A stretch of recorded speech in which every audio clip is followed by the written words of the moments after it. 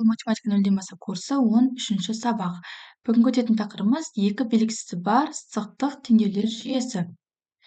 Ең бірінші біз жалпы теңдеулерге қандай амалдар қолданатын едік. Мысалы, бізге 2х плюс 8 тең 18 теңдеуі берілген, бұл теңдеуді қалай шығаратын едік? Бірінші 2х тең 18 азайтылған 8, 2х тең 10, х тең 10-ды бөлсек 2-ге, ол болады тең 5-ке, иә? Яғни бұл жерде x-міздің мәні 5-ке тең екен. Енді біздің теңдеулерді шешу үшін тағы қандай амалдар қолдансақ болатын еді? Мысалы, осы 2х плюс 8 тең 18 теңдеуінің екі жағына да бірдей санды көбейтсек, мысалы 2-ні дейік, бұл теңдеудің мәні өзгермейді. Иә, осындай ережеміз бар еді ғой. Теңдеудің екі жағына да бірдей санды қоссақ, немесе бірдей санды көбейтсек, немесе бөлсек, азайтсақ, немесе яғни теңдеудің екі жағына да бірдей амалды орындасақ, соның бізде теңдеудің шешімі өзгермейді. Енді осыны тексеріп көрейік. Теңдеудің екі жағына да 2-ні көбейттік. Сонда біз жақшаны ашсақ 4х қосылынған 16 тең болады. 18 2-ге көбейтсек 16, бір ойда 2, 3, 36, иә? 4х тең 36-дан азайтсақ 16-ны, 4х тең 0, 20, х тең болады 5-ке. Яғни теңдеудің екі жағына бірдей санды көбейтсек, теңдеудің мәні өзгермейді. Ал енді теңдеудің екі жағына бірдей санды қосып көрейік. Қосайық, мысалы 5-ті және тура солай екінші жағына да қосайық 5-ті. Сонда бізде не болады екен? 2х қосу 8-ге 5-ті қоссақ, бізде 5, 4, 3, 13. Ал 18-ге 5-ті қоссақ, 13, бір ойда 23 болады. Сонда бізде 2х тең 23-тен азайтсақ 13-ті, 2х тең 10, х тең болады 5-ке. Яғни біз теңдеудің екі жағына да бірдей санды қоссақ та, теңдеудің мәні өзгермейді екен. Сонымен бұдан шығатын қорытынды, теңдеудің екі жағына да бірдей амал орындасақ, теңдеудің мәні өзгермейді. Енді біздің бүгінгі өтетін тақырыбымыз екі белгісізі бар сызықтық теңдеулер жүйесі. Жалпы жүйенің белгіленуі осындай. Екі белгісізі бар дейміз. Мысалы, мына теңдеуде екі теңдеу берілген және оның құрамында екі белгісіз бар. X бар және Y бар. Сәйкесінше, бұл теңдеудің аты екі белгісізі бар сызықтық теңдеулер жүйесі. Енді бізде сұрақ, бұндай теңдеулер жүйесін қалай шығарамыз? Мысалы, Дархан және Дана теңдеулер жүйесін шешіп жатыр, олардың шешу жолдарын түсіндір, теңдеулердің қандай қасиеттерін қолданды дейді. Бірінші теңдеу жүйесі 2х плюс y тең 12 және x азайтылған 2y тең 1 екен. Бұл жерде біріншісі, мысалы, Дархан болса, ол қандай тәсіл қолданды екен? Ол бірінші, мына жерден бірінші теңдеуден y-ті шығарып алды, y-ті өрнектеп алды. Онда бізде 12 азайтылған 2х болды. Мына теңдеуден y-ті жеке өрнектеп алды. Және оны екінші теңдеудегі y-тің орнына қойды. Яғни бұл түсінікті болды. Бірінші y-ті өрнектеп алды, одан кейін тура соны мына жерде тұрған y-тің орнына қойды. Енді осы бойынша бірінші теңдеуді ашып шығарды. Бірінші теңдеуді тура сол қалпында жаза береміз. Одан кейін мынау екі бойынша жақшаны ашсақ, x азайтылған 24 қосылынған 4х тең 1. Яғни мынау екінші теңдеуден x-тің мәнін бірінші тауып алды. 5х тең 25 болды, x тең 5 болды. Осы x-ті тапқаннан кейін барып, осы x-тің мәнін мына жерде тұрған бірінші теңдеудегі x-тің орнына қою арқылы y-тің мәнін тапты. Ол осылайша x пен y-тің мәнін тапты. Ал Дана бізде қалай істеген екен? Дана бізде екеуіне де бірдей теңдеулер жүйесі берілген, 2х плюс y тең 12, x минус 2y тең 1 деген теңдеулер жүйесі берілген екен. Дана бізде бағана көрсетілгендей бірінші, екінші теңдеуді бірінші теңдеудегі коэффициенттермен бірдей келтіру үшін, мысалы, x-тің алдында 2 тұр ғой бірінші теңдеуде, ал екінші теңдеуінде x-тің алдында сан жоқ. Осыны 2-ге бірдей келтіру үшін ол теңдеудің екі жағына 2-ге көбейткен екен бірінші. Сонда бізде бірінші теңдеуімізді ешқандай өзгеріссіз жазды, екінші теңдеуімізді 2-ге көбейтті, сонда 2х минус 4y тең 2 болды. Және бізде теңдеулер жүйесін шығарған кезде екінші теңдеуден бірінші теңдеуді немесе бірінші теңдеуден екінші теңдеуді азайтуға, қосуға, көбейтуге амалдар орындауға болады. Екі теңдеуді бір-бірінен азайтып, қосып, көбейтіп, бөліп жазсақ болады. Дана бірінші x-тардан құтылып, тек y-тарды қалдыру үшін ол екінші теңдеуден бірінші теңдеуді азайтты. Ана бірінші x-тардан құтылып y-тарды қалдыру үшін ол бірінші теңдеуден азайтты екінші теңдеуді. Сонда бізде 2x-тан азайтты 2x-ті қосамыз y-тан азайтты минус 4y-ті және сәйкесінде 12-ден азайтты 2-ні. Енді осы теңдеулер жүйесін шығарды. 2x-ні 2x азайтсақ, ол бізде 0-ге тең болды. Ал мына жерде жақшаны шыққан кетсе y плюс 4y тең 12 азайту 2-міз, ол бізде 10-ға тең. Сонда 5y-міз тең болды 10-ға. Тура осылайынан мына жерде тұрған бірінші өрнекті өрнектеп алды. Яғни 5y тең 10 болды.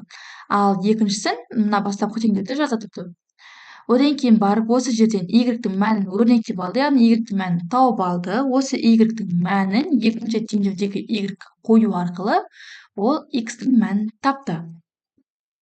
Бұл жерден біз не қорытындылай аламыз? Екі жақта да жауап бірдей шықты, бірақ бізге қай тәсіл тиімдірек болды? Бізде яғни теңдеулер жүйесін шығарудың екі жолы бар деген сөз. Немесе бірінші кез келген өрнектің мына жерде тұрған кез келген екі теңдеулер жүйесінен теңдеулерден x-ті немесе y-ті бірінші шығарып алып, сол x-ті немесе y-ті келесі теңдеудің x-y-на қою арқылы өрнектесек болады, немесе бірінші коэффициенттерін бірдейге келтіріп алып, екінші теңдеуді бірінші теңдеуді немесе бірінші теңдеуден екінші теңдеуді азайтып, қосып, көбейтіп, бөліп шығарсақ болады екен. Енді осыған байланысты біз бірінші өзіміз шығарып көрейік. Мына жерде екінші есеп, а есебін қарастырып көрейік. X плюс y-міз тең болып тұр 5-ге, x азайту y-міз тең болып тұр 3-ге. Бізде бірінші жол бойынша бірінші теңдеуден x-ті немесе y-ті шығарып алайық.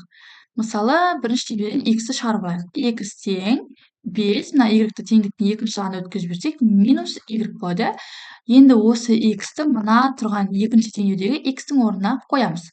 Сонда бізде 5 азайтылған y минус y тең болады 3-ге. Осы жерден енді тек бізде екінші теңдеуде y-тар қалды, енді y-тарды есептеп алайық. 5 азайтылған y азайту y тең болады 3-ге, минус y ол бізде минус 2y болады. Мына жақта 3 азайтылған 5 болады. Минус 2y тең болады минус 2-ге.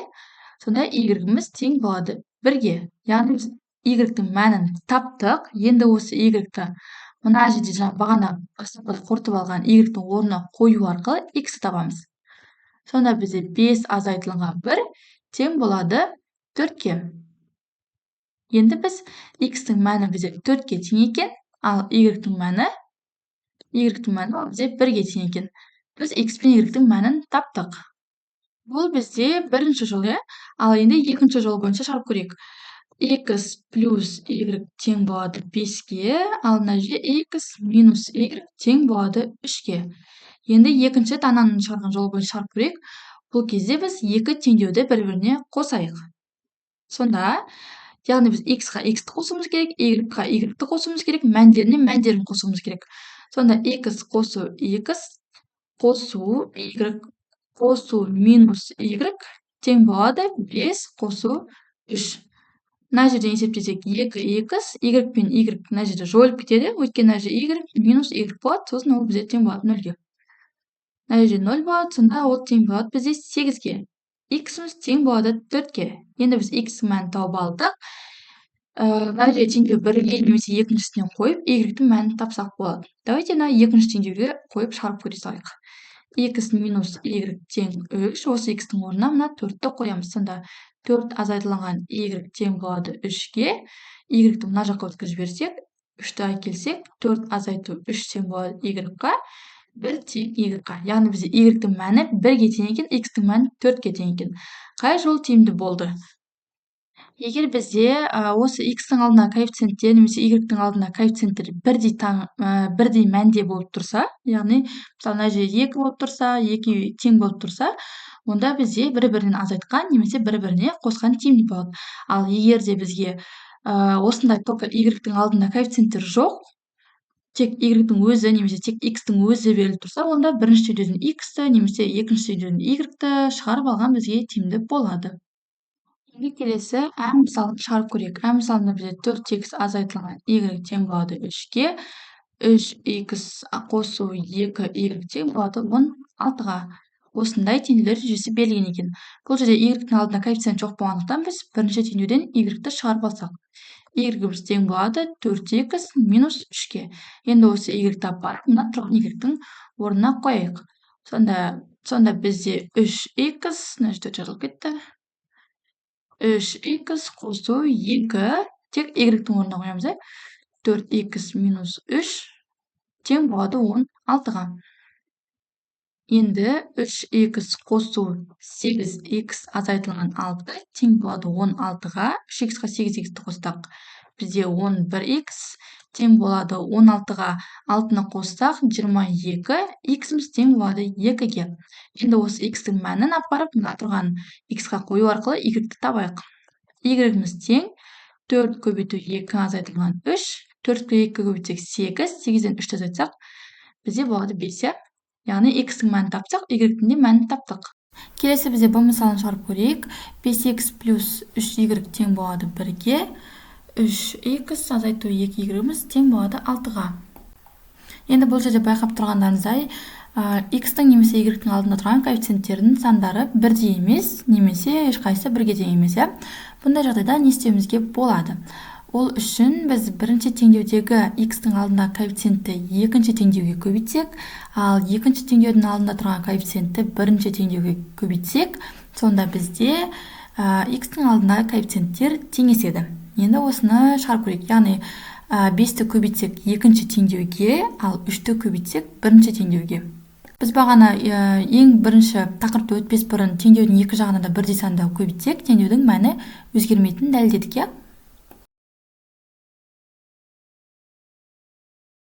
Енді осыларды көбейтіп жазсақ, 3 жақшаның ішінде 5x қосылған 3y тең 1 көбейтілген 3. Яғни 3 көбейту 1. Ал енді 5 көбейтіп жазсақ, 5 жақшаның ішінде 3x азайтылған 2y тең 6 көбейтілген 5. Енді осы жүйедегі жақшаларды ашып шығайық. 3-ке 5x көбейтсек 15x қосылған 9y тең болады 3-ке. Екінші жақшаны ашсақ 15x азайтылған 10y тең болады 30-ға. Бізде осындай теңдеу жүйесі. Енді байқағандарыңыздай, x-тің алдында коэффициенттері бірдей санға келді.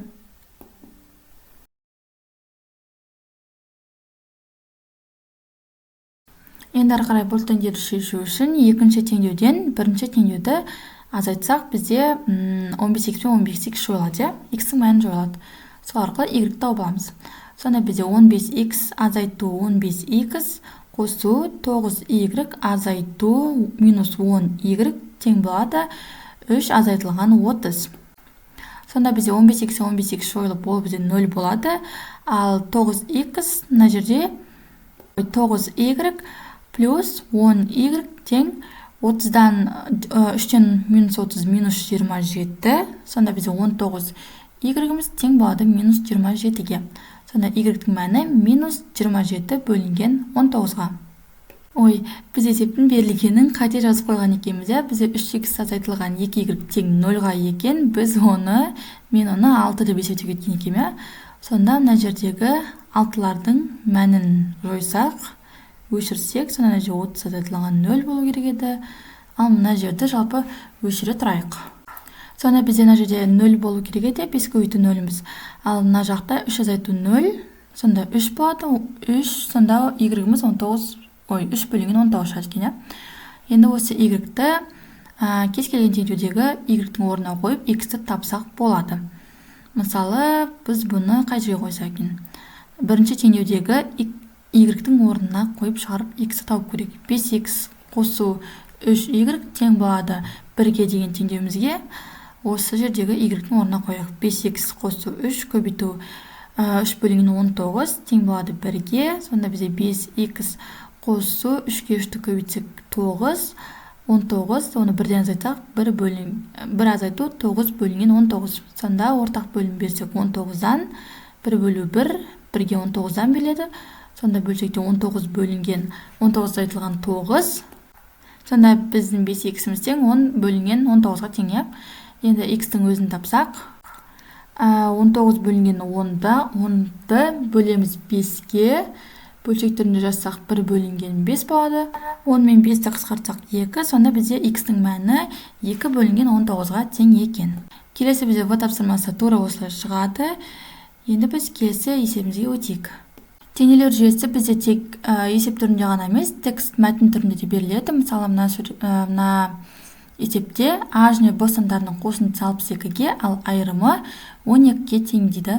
Осы қандай сандар екен табу керек. Осындай біз жүйе құрамыз. А қосу б тең 12-ге, 62-ге, а азайту б тең 12-ге. Бұл жерде екі теңдеуді бір-біріне қоссақ, бұлар жойылады екен. Сонда 2а тең 74-ге, а-ның мәні тең 74-ге 2 бөлсек, 37-ге тең болады екен. Енді осы а-ны бірінші теңдеудегі а-ның орнына қойсақ, 37 қосу в тең болады 62-ге, в-ның мәнін табу үшін 62-ден азайтамыз 37-ні. Сонда б-мыз тең 25-ге тең болады екен. Бұл бізде а тапсырмасы. Енді ә тапсырмасын шығарып көрейік. Сандардың қосындысы 15, ал біреуі екіншісінен 2 есе үлкен. Бұны қалай жазамыз? А қосу б 15, ал а тең 2 в-ға, біреуі екіншісінен 2 есе үлкен. Яғни бізде а-ның мәні в-дан 2 есе үлкен деген сөз. Бұл теңдеуде енді а-ның мәні беріліп тұрғандықтан, оны бірінші теңдеуге а-ның орнына қойсақ. 2в қосу в тең 15, 3в тең 15, в-мыз сонда тең 5-ге, 15 бөлушіміз ол 5-ге тең. Енді осы в-ны екінші теңдеудегі в-ның орнына қойсақ, 2 көбейту 5 тең болады 10-ға. Сонда бізде а-ның мәні 10-ға тең, б-ның мәні 5-ге тең екен. Енді бізге келесі мынандай есеп берілген екен. Екі санның қосындысы 105, ал олардың қатынасы 6-ға тең. Осы қандай сандар?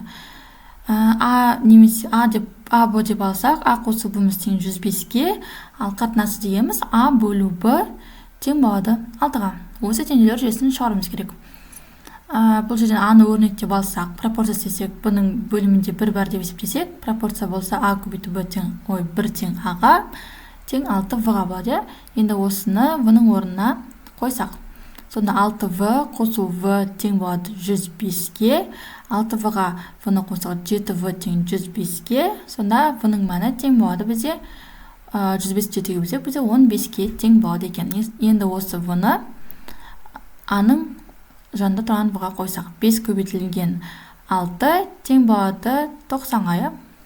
Сонда бізде а-ның мәні 90-ға тең, бұның мәні 15-ге тең. Енді қызығы ә тапсырмасы.